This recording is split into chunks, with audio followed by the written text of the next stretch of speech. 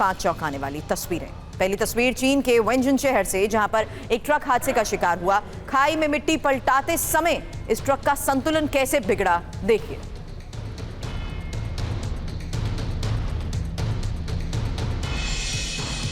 एक बार फिर से देखिए कैसे बैलेंस बिगड़ते ही ट्रक खाई में जा गिरा। हादसे में ट्रक ड्राइवर की मौत हो गई।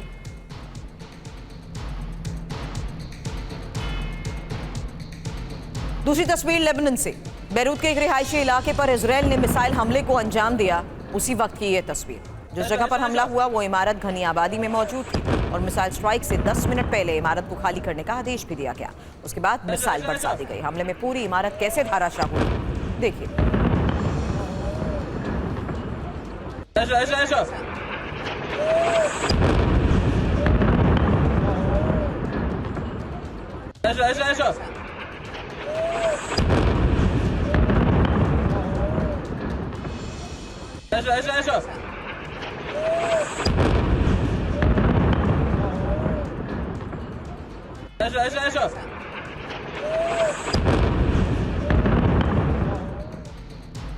अमेरिका के वॉशिंगटन से हैरान करने वाली ये तस्वीर देखिए। भीड़ ने एक दुकानदार को पीट दिया। जमकर लात घूंसे चलते रहे। दुकानदार ने जमकर मुकाबला भी किया और बताया जा रहा है कि किसी सामान के दाम पर दुकानदार और ग्राहक के बीच बहस हो गई थी और मारपीट शुरू हो गई।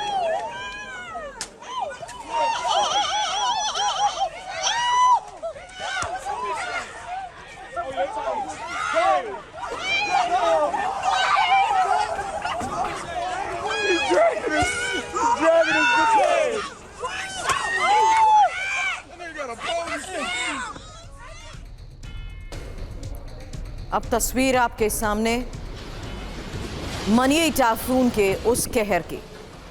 फिलीपींस की ये तस्वीर है और इस सुपर टाइफून से फिलीपींस का एक द्वीप लुजोन बुरी तरह से प्रभावित हुआ है। 195 किलोमीटर प्रति घंटे की रफ्तार से चल रही हवाओं ने दर्जनों पेड़ों को नेस्तनाबूद कर दिया। अब तक करीब 160 लोगों के मारे जाने की भी खबर है।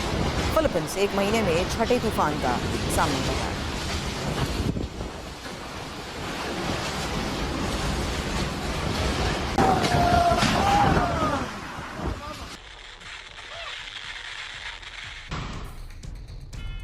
अब पांचवी तस्वीर सेंट्रल अमेरिकी देश होंडुरास से, जहां पर सारा तूफान से महातबाही मची हुई है। सड़क पर बहते सैलाब में 2 लोग कैसे फंस गए, ये देखिए तस्वीर। रेस्क्यू टीम ने रस्सी की मदद से दोनों की जान बचाई।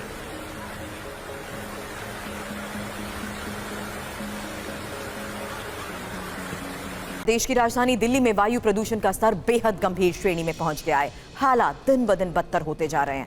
आज सुप्रीम कोर्ट ने दिल्ली में प्रदूषण को लेकर दिल्ली सरकार को फटकार लगाई है। कोर्ट ने दिल्ली सरकार से कई सवाल पूछे। इसके साथ अदालत ने कहा कि अब अगर AQI 400 से नीचे भी आता है तो भी हम आपको ग्रैप 4 को वापस लेने की अनुमति नहीं देंगे। वहीं लगातार खराब होते हालात के बीच दिल्ली सरकार ने आज से ग्रैप 4 लागू कर दिया है। दिल्ली में ग्रैप 4 लागू होने के बाद जरूरी वस्तुएं ले जाने वाले और आवश्यक सेवाओं से जुड़े सभी CNG और इलेक्ट्रिक ट्रकों को ही छोड़कर बाकी ट्रकों की एंट्री पर रोक लगा दी गई है। अब ग्रैप का स्टेज 4 लागू होने की वजह से दिल्ली में 10वीं और 12वीं कक्षा के अलावा सभी फिजिकल क्लासेस भी बंद की गई हैं। अब ये क्लासेस ऑनलाइन चलेंगी। लेकिन दिल्ली में प्रदूषण पर सुप्रीम कोर्ट की फटकार को लेकर खबर जानिए। जहां पाबंदियां लागू करने में देरी क्यों हुई, ये सवाल किया गया। सुप्रीम कोर्ट ने सवाल किया, प्रदूषण पर क्या किया गया है। दिल्ली में मेडिकल इमरजेंसी के हालात हैं। दिल्ली में ग्रैप 4 पाबंदियां जारी रखें। इंफॉर्मेशन वॉल का रुख करेंगे और सुप्रीम कोर्ट ने आज दिल्ली सरकार से क्या सवाल पूछे हैं, प्रदूषण को रोकने के लिए की गई टिप्पणी के बारे में ही एक एक इंफॉर्मेशन आपके सामने। जहां सबसे पहले जानिए ग्रैप 4 को लागू करने में 3 दिन की देरी क्यों की गई, ये एक बड़ा सवाल उठाया गया है। वहीं ग्रैप मैकेनिज्म पहले क्यों नहीं लागू किया गया, हालात को देखते हुए पहले फैसला क्यों नहीं हुआ, और बढ़ते प्रदूषण के बाद भी ग्रैप पहले लागू कर सकते थे। आप लोगों की जिंदगी के साथ रिस्क कैसे ले सकते हैं, प्रदूषण कम करने के लिए सरकार ने क्या कदम उठाए, इस बात का भी जवाब चाहिए।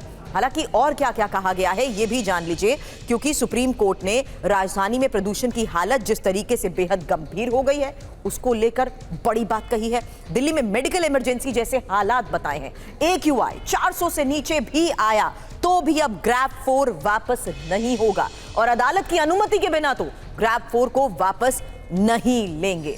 इस बीच एक तरफ दिल्ली की जनता प्रदूषण से तो बेहाल है ही, लोगों को सांस लेने में परेशानी का सामना करना पड़ रहा है। वहीं दूसरी तरफ प्रदूषण के नाम पर सियासत कैसे शुरू हो गई है, ये भी जानिए। बीजेपी ने आज प्रदूषण के लिए केजरीवाल को जिम्मेदार ठहराते हुए एक पोस्टर जारी कर दिया है। दिल्ली की मुख्यमंत्री आतिशी ने दिल्ली के हाल के लिए केंद्र सरकार को जिम्मेदार ठहराया है। पराली का धुआं ये नहीं देखता कि दिल्ली में आम आदमी पार्टी की सरकार है और उत्तर प्रदेश में भारतीय जनता पार्टी की सरकार है। पराली का धुआं ये नहीं देखता कि कोई आम आदमी पार्टी के परिवार में पैदा हुआ बच्चा है या कोई भारतीय जनता पार्टी के परिवार में पैदा हुआ बच्चा है। हर राज्य में हर बुजुर्ग, हर बच्चे को सांस लेने में दिक्कत हो रही है, चाहे वहां पे आम आदमी पार्टी की सरकार हो, चाहे वहां पे भारतीय जनता पार्टी की सरकार हो।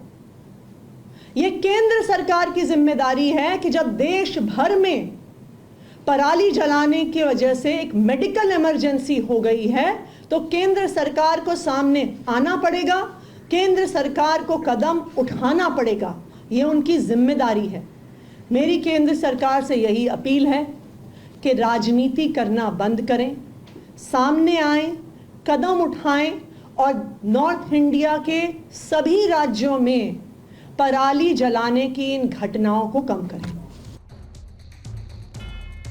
दिल्ली के इस हालात के बीच लोगों की मुश्किलें बढ़ती जा रही हैं और सियासत, आरोप प्रत्यारोप भी आपने सुने, लेकिन दिल्ली में बढ़ते प्रदूषण को लेकर जिस तरीके से हालात बने हुए हैं, हमारी सहयोगी शालिनी वाजपेयी भी हालात पर नजर बनाए हुए हैं और आज सुबह के प्रदूषण के हालात क्या थे, जायजा लिया उन्होंने। उनकी ये रिपोर्ट देखिए।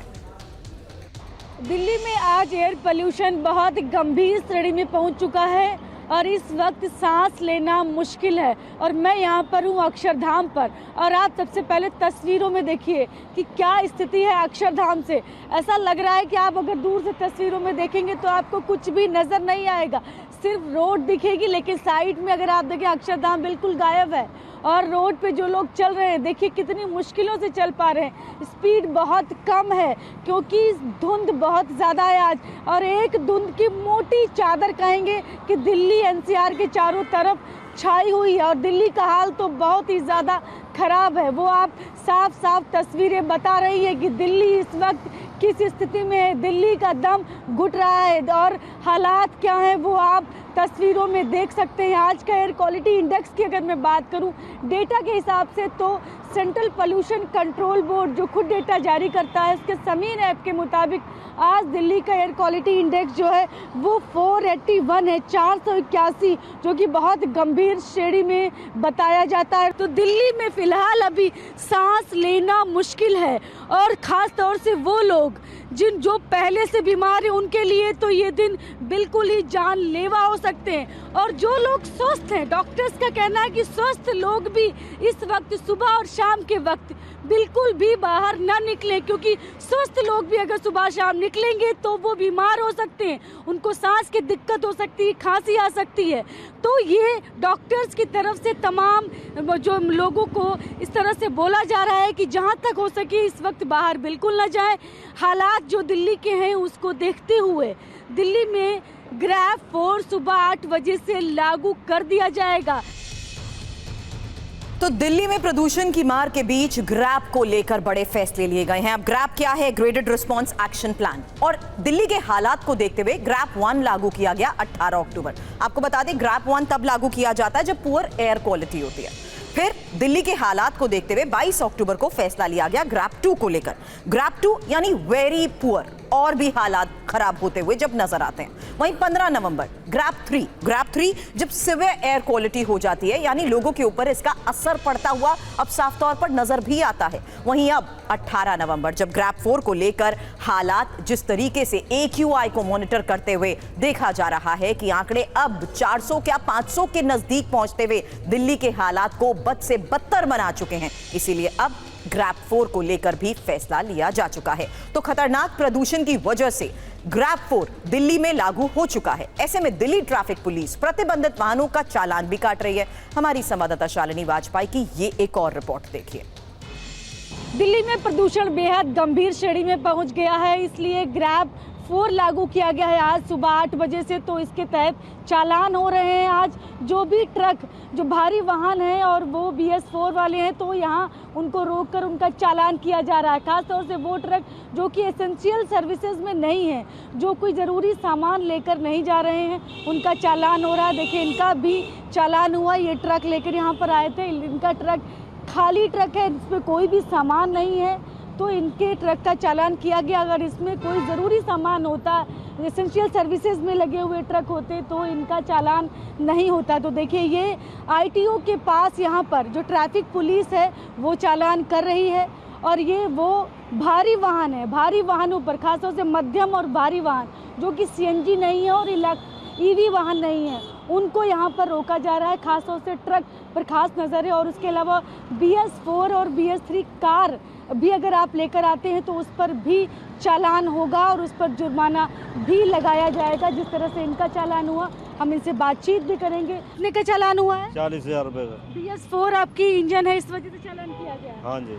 अच्छा, 40,000 रुपये का तो चालान। देखिए, इनका ये चालान हो गया है, ये देख रहे हैं आप, 40,000 रुपये का चालान है, जो कि इनको मैसेज आएगा, और उसके जो मैसेज आएगा उस मैसेज को वहीं से ये भरेंगे उसको, चालान को। और तो ये चूँकि BS4 इंजन का ये ट्रक है, डीजल, उसको लेकर आए थे यहाँ पर, तो इस तरह के, अगर इसमें कोई भी सामान नहीं, खाली ट्रक है। ये ट्रक खाली है? खाली है जी, कोई सामान नहीं है? कोई सामान नहीं। हाँ, तो ये खाली ट्रक था, इस वजह से इनका चालान किया गया। क्या प्रदूषण साइलेंट किलर भी बन सकता है? ये इसलिए क्योंकि प्रदूषण का मुद्दा दिल्ली के लिए बहुत बड़ा तो है, लेकिन दिल्ली आज और कल स्मॉग की चादर से ढकी है। लोगों को तरह तरह की दिक्कत हो रही है। प्रदूषण से ना सिर्फ तबीयत खराब होती है, बल्कि लोगों की जान तक चली जाती है। इन्फॉर्मेशन आपके सामने, क्योंकि पूरी दुनिया में प्रदूषण से अब तक कितने लोग अपनी जान गंवा चुके हैं, ये जानना बहुत ज़रूरी है। और ये कुछ आंकड़े आपके सामने, इससे पहले की गई रिसर्च और दावों के मुताबिक, जहां 2019 में 23 लाख भारतीयों की, लैंसेट के मुताबिक ये दावा कि लोग पोल्यूशन की वजह से अपनी जान गंवा चुके हैं। 2019 में 23 लाख भारतीयों की जान गई। वायु प्रदूषण से करीब 16 लाख लोगों की मौत का भी दावा इस रिपोर्ट में किया जा रहा है। हालांकि दुनिया भर में जल प्रदूषण से करीब 5 लाख से ज्यादा लोगों की मौत, वहीं दुनिया भर में प्रदूषण से हर साल 90 लाख लोगों की मौत का दावा लैंसेट की 2019 की ये रिपोर्ट करती है। अब यही देखना होगा कि आखिर लोग खुद इस हालात को देखते हुए किस तरीके से एहतियात के तौर पर कदम उठाते हैं। बढ़ते हैं आगे और बात करते हैं राहुल गांधी की, क्योंकि एक है तो सेफ है नारे पर राहुल गांधी का तंज। और यही एक और आज की बड़ी खबर है, जहां राहुल गांधी ने एक आयरन सेफ दिखाया और प्रेस कॉन्फ्रेंस से सेफ से एक पोस्टर निकाला। अब सेफ से निकला मोदी और अदानी का पोस्टर पर लिखा है, एक है तो सेफ है।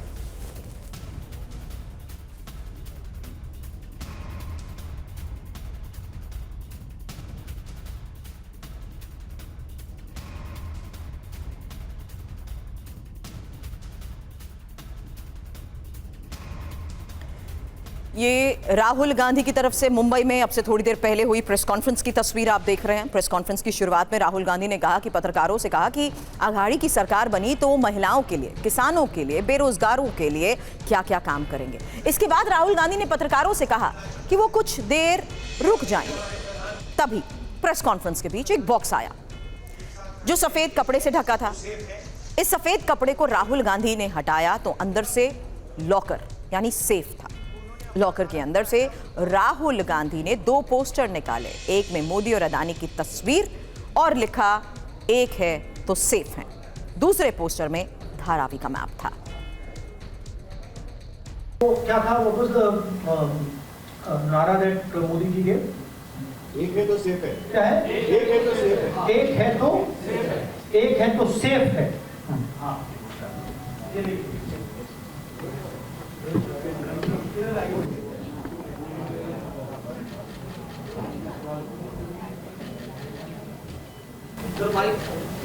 ये है नरेंद्र मोदी जी का एक है तो सेफ है।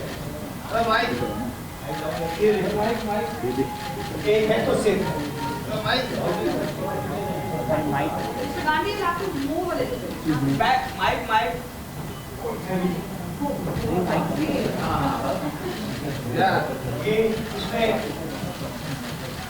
एक है तो सेफ है, ये नरेंद्र मोदी जी की महाराष्ट्र सरकार की स्ट्रेटेजी है। हम आपको ये दिखाना चाह रहे हैं।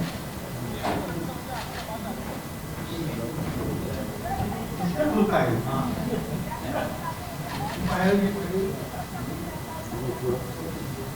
ये देखिए, एक है तो सेफ है,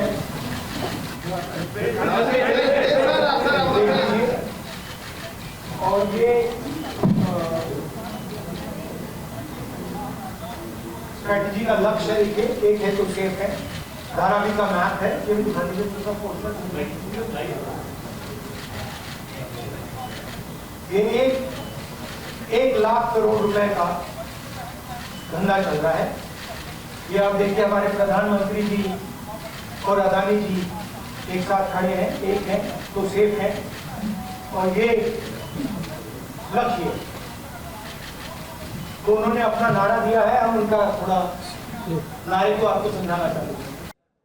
प्रचार का आज आखिरी दिन है और उससे पहले राहुल आज प्रेस कॉन्फ्रेंस भी कर रहे हैं और जगह जगह प्रचार करते हुए बदलाव की मांग कर रहे हैं और सीधा बीजेपी के खिलाफ विरोध जता रहे हैं। और वक्त है हमारे खास शो 2027 के सेमीफाइनल का। आपको सीधे लेकर चलते हैं उत्तर प्रदेश के मुजफ्फरनगर की मीरापुर विधानसभा क्षेत्र में, जहां लोगों के बीच मौजूद हैं संवाददाता रवि मिश्रा।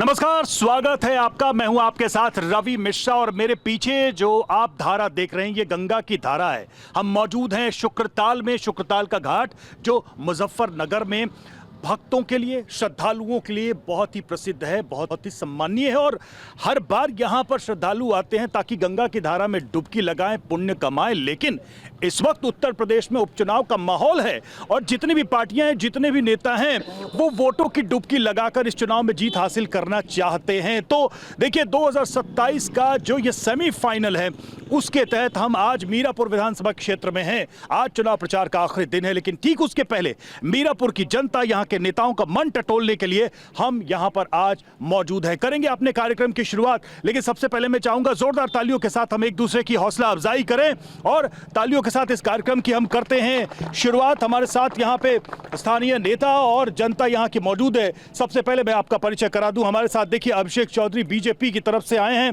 और गौरव जैन हैं समाजवादी पार्टी की तरफ से, और साथ ही हरेंद्र चौधरी सुभाषपा से हैं। इनके अलावा और दूसरे तमाम लोग भी मौजूद हैं। हम अपने चर्चा की शुरुआत करेंगे, अपने कार्यक्रम की शुरुआत करेंगे और उन मुद्दों पर बात करेंगे जो इस उपचुनाव में छाए रहे।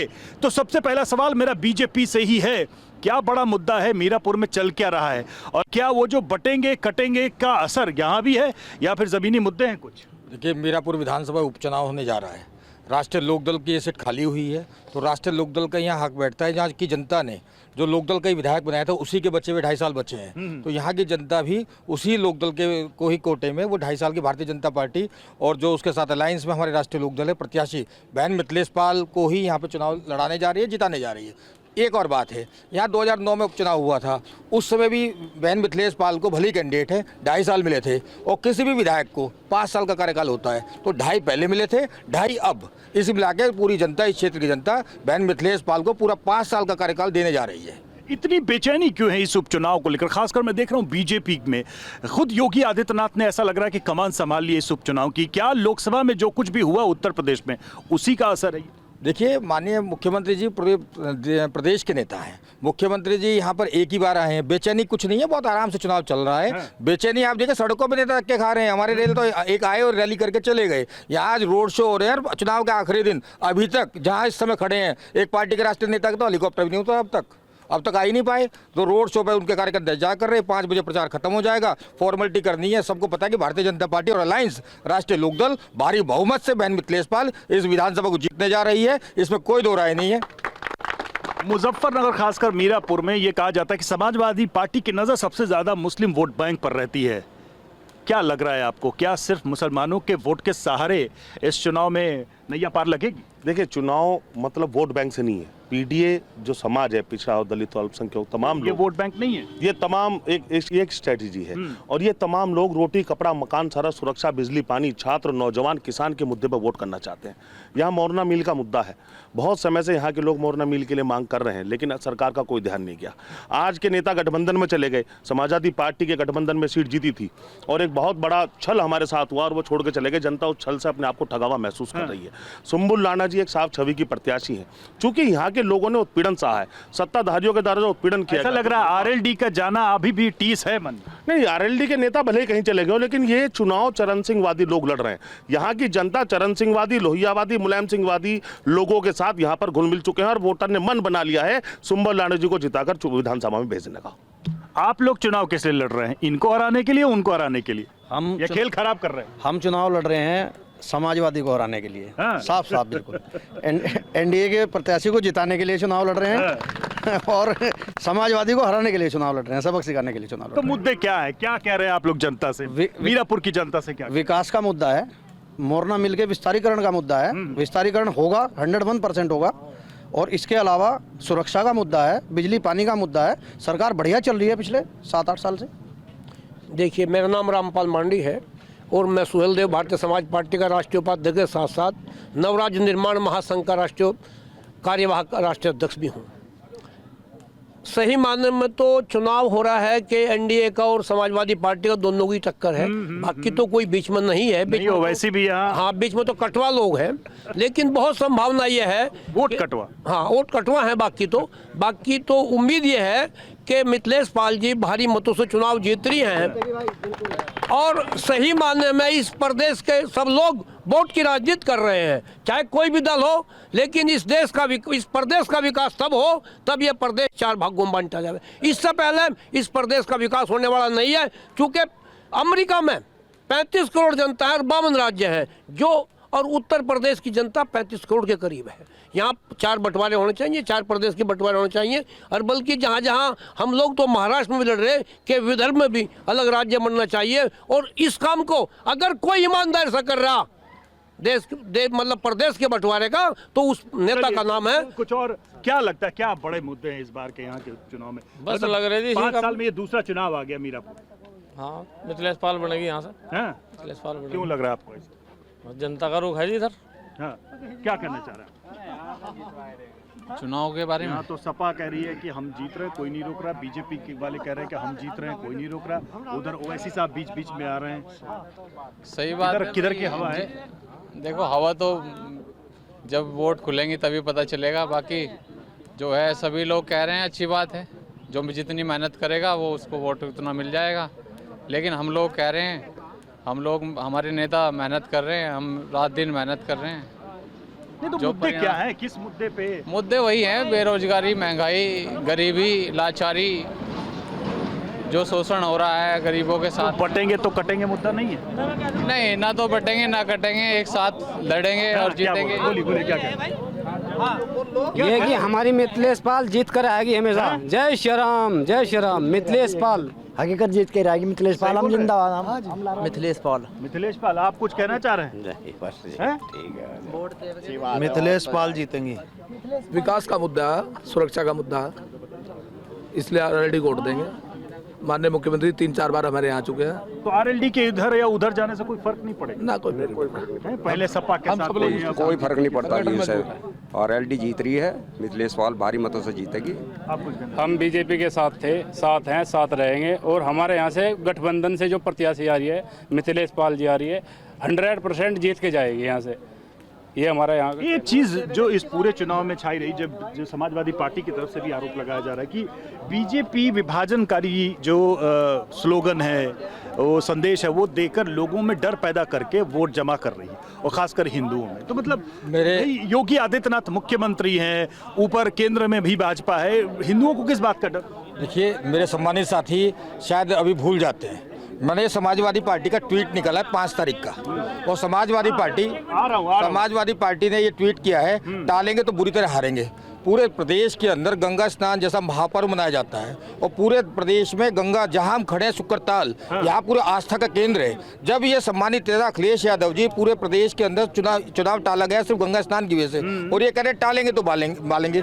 ये राजनीति करते हैं हिंदू मुस्लिम को काटने की। जब ईद का कोई मामला होता है तो अखिलेश यादव आगे आ जाते हैं, और जब हिंदुओं का कोई त्यौहार है तो उसे टालने की बात करते हैं, जो तोड़ने की बात करते हैं, बांटने की बात। वो तो कह रहे हैं कि आपने अयोध्या में मंदिर बनाया, वहीं से हार गए। अयोध्या में जो हम हारे हैं वो उसका दूसरा परिवेश था। क्या था? यही तो जनता पूछ रही है। देखिए, जनता ये तो खुद समाजवादी पार्टी हर मंच से आपको चैलेंज कर रही है। लोकसभा चुनाव की स्थिति कुछ और थी, विधानसभा कुछ और। जिस विधानसभा आप खड़े हैं, मीरापुर विधानसभा, मैं सम्मानित साथी ने कहा कि मोरना मिल का विस्तारीकरण, क्षेत्रीय सांसद और यहाँ पर माननीय मुख्यमंत्री जी ने उसका विस्तारीकरण कर दिया, पैसा अलॉट हो गया है ऑन पेपर। ऐसा नहीं कर रहा हूँ कि मैं। और दूसरी बात, यहाँ जिसकी बात कर रहे हैं, अभी यहाँ पे एक गाँव पड़ता है खोखनी, खोखनी के अंदर हिंदू समाज की बिटिया को दिन में मुस्लिम समाज के लड़कों ने खींचने का काम किया। मैं कोई जातिवादी की बात नहीं करता, और उसमें 22 लोग जेल गए हैं। उसमें समाजवादी के मुंह में घी जम गया। कोई एक समाजवादी का नेता अगर गया हो खोखनी के अंदर, बताइए मुझे एक आदमी गया हो? तो एक बार नहीं गया कोई।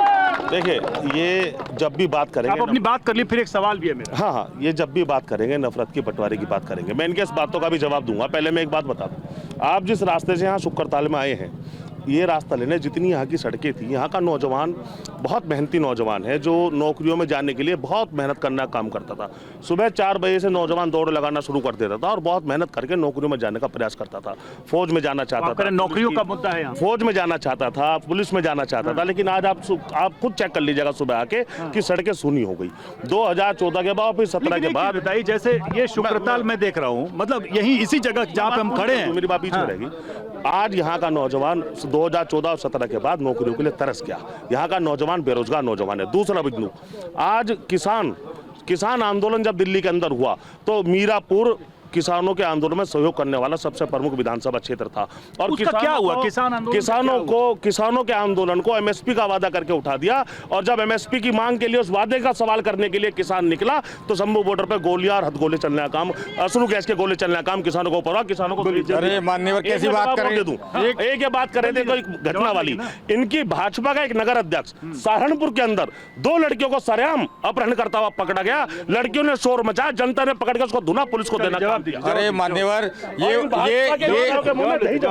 बात वो करे, वो भर्तियों की वो बात कर रहे। जिस समय अखिलेश यादव के यहाँ से पर्ची आ जाया करती थी, शिवपाल यादव मंत्री हुआ करते थे और लिस्टों के आधार पर पुलिस में भर्तियां हुआ करती थी। आज योगी आदित्यनाथ की सरकार है, पूरी ईमानदारी के साथ भर्तियां हो रही हैं, कोई बेईमानी साबित नहीं कर सकता। और सब लोगों को इतना धरना, सब बुलडोजर चलाने की बात माननीय मुख्यमंत्री जी कर रहे हैं। इतने कड़े कानून बनाए, ये समाजवादी के लोग। हाँ, बोलिए, क्या कह रहे थे? बोलिए सर। हम ये कहना चाह रहे हैं, हम संविदा ड्राइवर हैं, तो हम जो है योगीनाथ जी को जो कहना चाह रहे हैं कि हमारी तरफ को ध्यान रखें। क्या ये जो है सबको, मतलब जो सरकारी ड्राइवर हैं उन्हें भत्ता ये वो सब ही नहीं, हमारे लिए कुछ भी नहीं है। आप कुछ कहना चाहेंगे? महिलाएं क्या कहना चाहेंगी? महिलाएं क्या? हाँ, बोल। यहाँ पे जो है जी, मुख्य धारा में पानी बहुत कम है, और जो उधर से धारा आती है उसमें इतना वो आ जाता है, कभी कभी बहुत सारी मछलियाँ मर जाती हैं, प्रदूषण इतना ज़बरदस्त होता है। ये मांग बहुत पहले से चल रही, और हमारे मुख्यमंत्री जी ने वो बात मान ली है। बीजेपी की ही गवर्नमेंट आनी चाहिए और बीजेपी का ही हमारा कैंडिडेट यहाँ से विजयी होगा 100%। बोलिए। यही मुद्दा है, गंगा जी की धार इधर आ जाए, उसी के लिए वोट करेंगे। बड़ा मुद्दा है यहाँ जी, बड़ा मुद्दा है। योगी जी बहुत अच्छा कर रहे हैं, जो कर रहे हैं और ऐसे ही करते रहे। योगी जी की बहुत अच्छा कर रहे हैं, और ये हमें गंगा जी की स्नान के लिए हम गंगा धारा, मुख्य धारा का बहुत मानते हैं। कुछ कहना चाह रहे हैं आप? देखिए, मैं ये कहना ये तो मैं भी देख रहा हूँ, घाट काफी बेहतर हुआ है पहले से। घाट की तो वो बात है ही है। सभी पार्टियां कोई भी मुद्दों की बात नहीं कर रही है, सब लोग वोट की राजनीति कर रहे हैं। हमारे नेता बड़े भाई चंद्रशेखर आजाद जी हर मंच से दाड़ रहे हैं, हर वर्ग के लिए बोल रहे हैं। जहां भी शोषण होता है, किसी पे भी अत्याचार होता है, वहां सबसे पहले वो जा करके उनके हक की बात करते हैं, उनके अधिकार की बात करते हैं। शोषितों, वंचितों। चंद्रशेखर की पार्टी किसके साथ है, किसके नहीं, ये भी बड़ा सवाल है। कहीं वो किसी के साथ है, कहीं किसी के साथ नहीं है। वो अपने विचारधारा के साथ हैं। पिछले चुनाव में तो अंत तक वो अखिलेश जी के साथ थे। नहीं, टिकट नहीं मिला तो नाराज। नहीं, टिकट की बात नहीं है। देखिए, आज आजाद समाज पार्टी, बड़े भाई चंद्रशेखर आजाद जी जो हमारे आदर्श नेता हैं, उनके नेतृत्व में पूरे उत्तर प्रदेश। मैं आपसे एक सवाल पूछता हूं कि चंद्रशेखर की पार्टियों के चंद्रशेखर की पार्टी मीरापुर में किसको हराने के लिए लड़ रही है?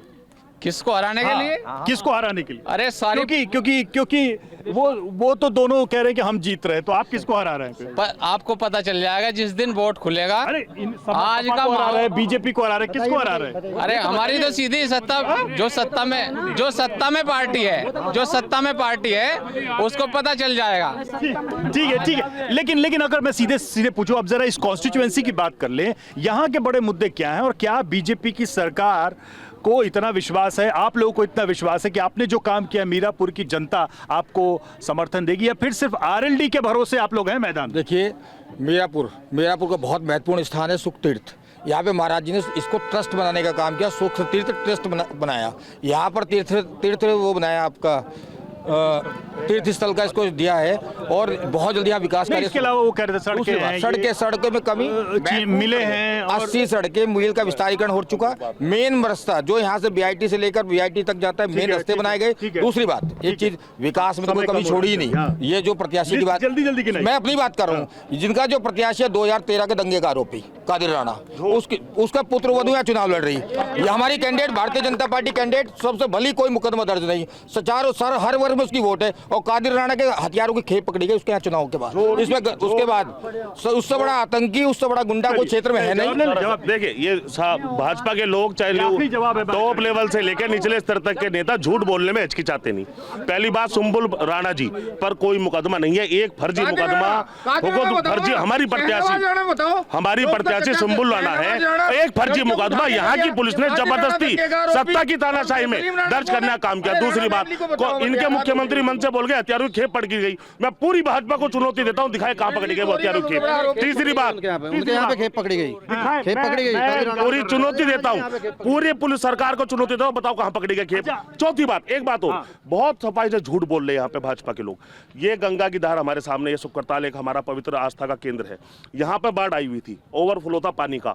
भाजपा के लोगों ने एक षड्यंत्र रचा, जनता के पैसे का दुरुपयोग करके यहाँ पे एक झूठा कार्यक्रम रच के अपनी पीठ थपथपाई कि हम गंगा की धार ले आए। काहे गंगा की धार, आज भी लोग कह रहे हैं यहाँ पे पानी नहीं है। जनता के पैसे को खर्च करके झूठ के साथ अपनी पीठ थपथपाने का काम किया। तीसरी बात, मैं एक और चुनौती देता हूँ, मैं आपके चैनल के माध्यम से भाजपा के लोगों को एक और चुनौती देता हूँ। ये आपका सुकरताल है और चलिए आप मीरापुर तक दिखाइए समाजवादी सरकार के बाद कौन सा पत्थर। चलिए यहाँ लोग हैं, एक बार जल्दी से मैं पूछ लेता हूँ, क्या लग रहा है मीरापुर में कौन सी पार्टी, बीजेपी कौन सी पार्टी जीत रही है यहाँ से? योगी जिंदाबाद। कौन सी पार्टी यहाँ से निकल रही है, क्या लग रहा है आपको? भाजपा पार्टी निकल रही है। योगी जी। कौन सी party? Yogi ji. Azad Samaj party, Lokdal BJP party निकल रही है। एक आखिरी सवाल है मेरा, बस समय कम है हमारे पास। आखिरी सवाल है, जो 9, आप लोगों को क्या लगता है यहाँ 9 सीटों पर उपचुनाव है, 9 में से बीजेपी कितनी या उसके गठबंधन? योगी जी के नेतृत्व 9 की 9, भारतीय जनता पार्टी 9 की 9 जीते। 9-0। आप जैसे लोकसभा में भाजपा को हराने का काम किया पूरे प्रदेश में, ऐसे भारतीय जनता पार्टी उपचुनाव में 0 सीट जीतेगी। जनता पार्टी 9 की 9 सीट निकलेगी। एक मुद्दे की बात और बता दूं, प्रयागराज में छात्रों पे चलती हुई लाठी सबने देखी है। तो देखिए, हमने यहाँ मीरापुर विधानसभा में लोगों से बात की, मुद्दे समझने की कोशिश की, और यहाँ सीधी लड़ाई ऐसा लग रहा है कि बीजेपी और समाजवादी पार्टी के बीच है। अब देखिए मतदान के दिन जनता किसके पक्ष में मत करती है, और 23 को जब नतीजे आएंगे तो बहुत तस्वीर साफ हो जाएगी। फिलहाल 27 के सेमीफाइनल में आज मीरापुर विधानसभा से इतना ही।